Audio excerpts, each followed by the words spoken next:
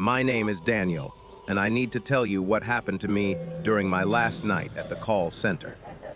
I'm 28 now, but this story takes place when I was working graveyard shifts at a third-party customer support center for a telecom company in Phoenix, Arizona. The pay wasn't great, but night work suited me. Fewer people around, less drama, and the quiet gave me time to think. Or so I thought. The office building was one of those generic corporate structures you see everywhere, all beige walls and fluorescent lighting that hummed constantly and flickered just enough to make you question your sanity after 8 hours. During the day shift, the place buzzed with activity, dozens of agents taking calls, supervisors walking the floor, the constant chatter of conversations and clicking keyboards. But at night, it was a different world entirely. Most desks sat empty, their monitors glowing like digital tombstones in the dim light. The fluorescent tubes above would flicker sporadically, casting dancing shadows across the cubicle walls. Sometimes the building would settle with a groan that echoed through the empty corridors, and you'd swear you heard footsteps when you knew you were alone. Usually, calls were slow after midnight. We'd get maybe 5 or 6 throughout the entire shift, mostly drunk customers who couldn't figure out their billing, or elderly folks with insomnia who just wanted someone to talk to. I'd spend most of my time browsing forums or reading, earning money for essentially babysitting an empty office. But that night was different. That night, something found me. It started at exactly 2:13 a.m. I remember because I was watching the clock, counting down the hours until sunrise. The phone rang with that sharp, electronic trill that always made me jump no matter how many times I heard it.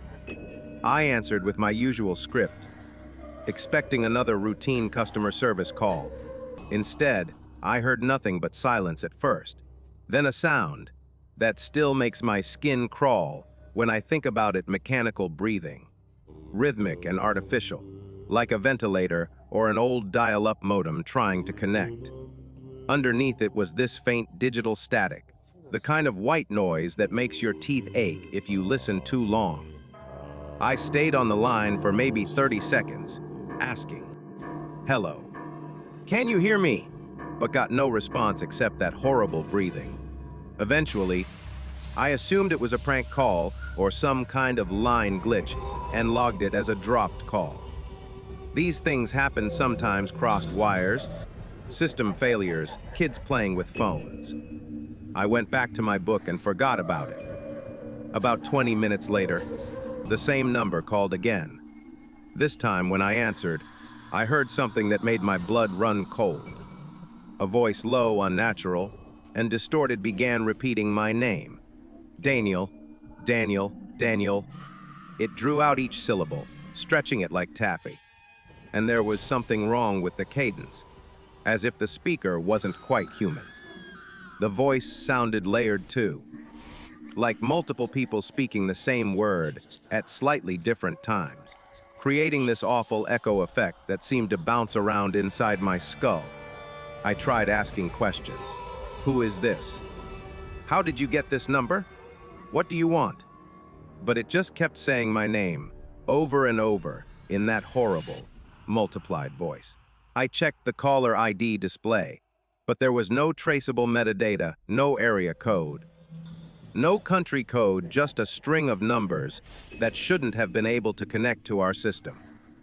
After about 2 minutes of this, the line went dead.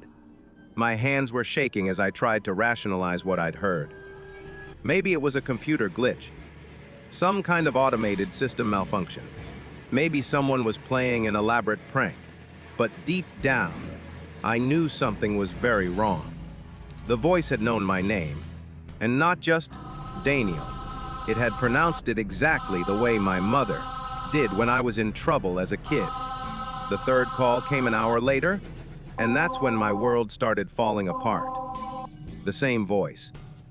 But this time it wasn't just repeating my name. It began describing things about my life that no one should have known. It told me about the layout of my apartment, the broken tile in my bathroom, the water stain on my bedroom ceiling that looked like a face. It knew about my mother's cancer diagnosis, something only she and I knew about because she'd made me promise not to tell anyone until after her surgery. Most horrifying of all, it knew about the night when I was 16 and tried to kill myself in my parents' garage, sitting in my dad's car with the engine running until I chickened out and stumbled back into the house. I'd never told anyone about that night. Not therapists, not friends, not family. As the voice recited these intimate details of my life, I felt like someone was watching me. I spun around in my chair, scanning the empty office, checking the security cameras mounted in the corners. The red recording lights blinked steadily, but the monitors showed nothing unusual, just me, alone at my desk, talking to what looked like empty air. I grabbed my phone and called our IT department, asking them to trace the number and check the system logs. The tech on duty was helpful but confused. According to him, there was no record of any incoming calls to my extension at those times. I needed air, needed to clear my head. I stumbled to the break room, my chest tight and my vision blurry around the edges. The fluorescent lights flickered more violently in there, and when I looked in the mirror above the sink, something was wrong. My reflection was delayed, just by a fraction of a second, but enough to notice. When I smiled nervously, my reflection smiled back a heartbeat too late. When I moved my mouth to speak, the reflection's lips moved out of sync, like a badly dubbed movie. I backed away from the mirror, and the lights went out completely for about 10 seconds before stuttering back to life. When I returned to my desk, I felt dizzy and nauseous, like I was coming down with the flu. That's when Maria approached me. She was the only other night shift agent working that evening, a woman in her 40s who'd been with the company for years. She looked concerned as she walked over to my cubicle. "Hey, Daniel, are you okay? I heard you talking pretty loudly over here, but I didn't see anyone on your call queue."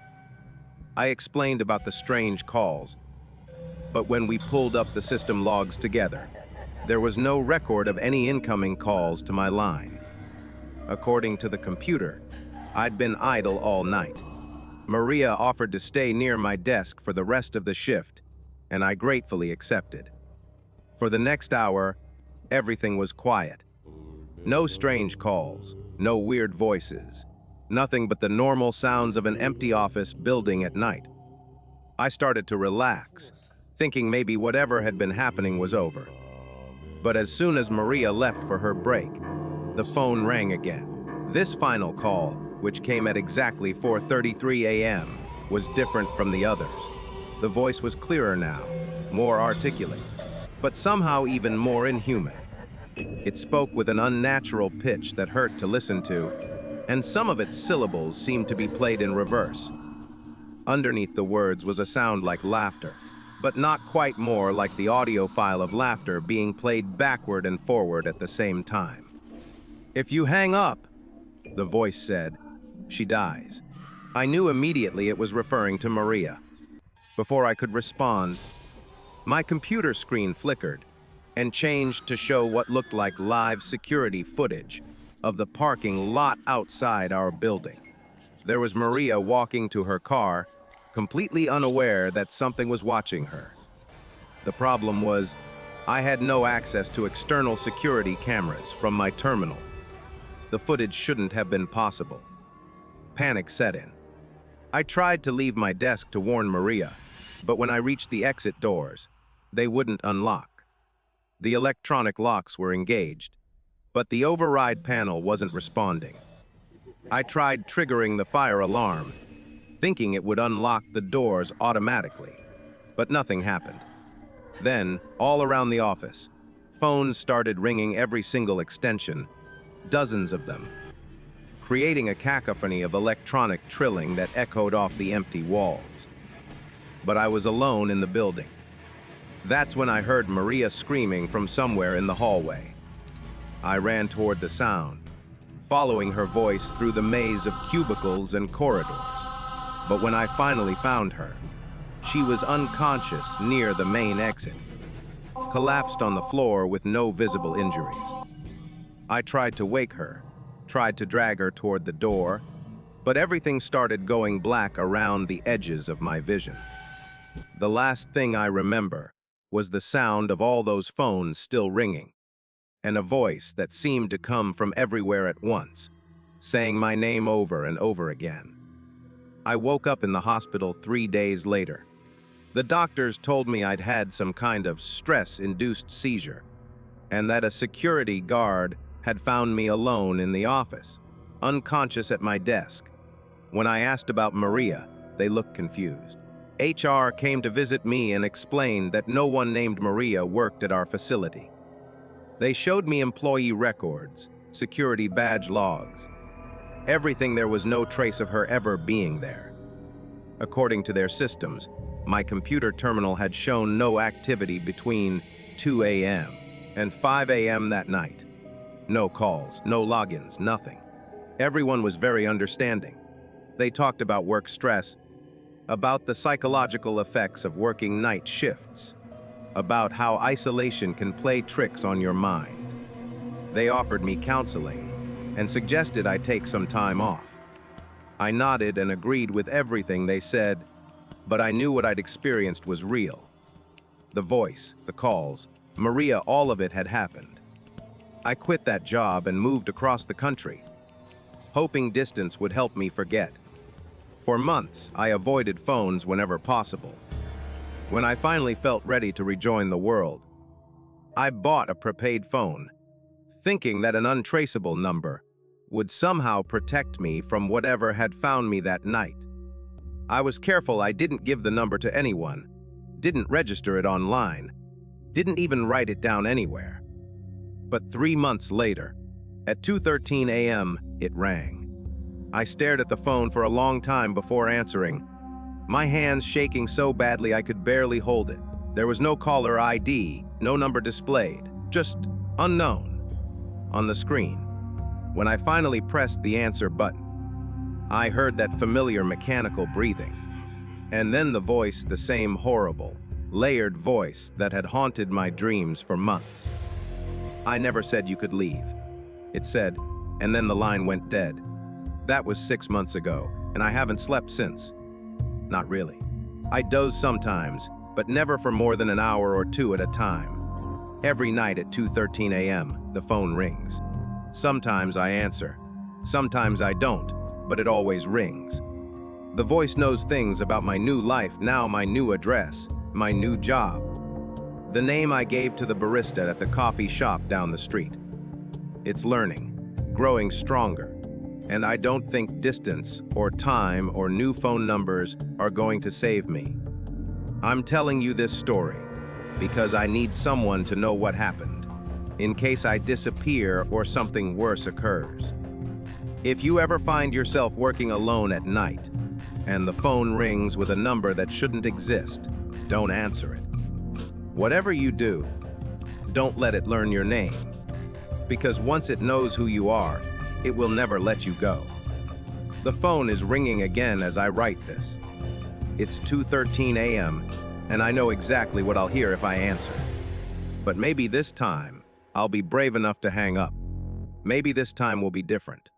Or maybe I'll finally learn what it really wants from me. I haven't slept since.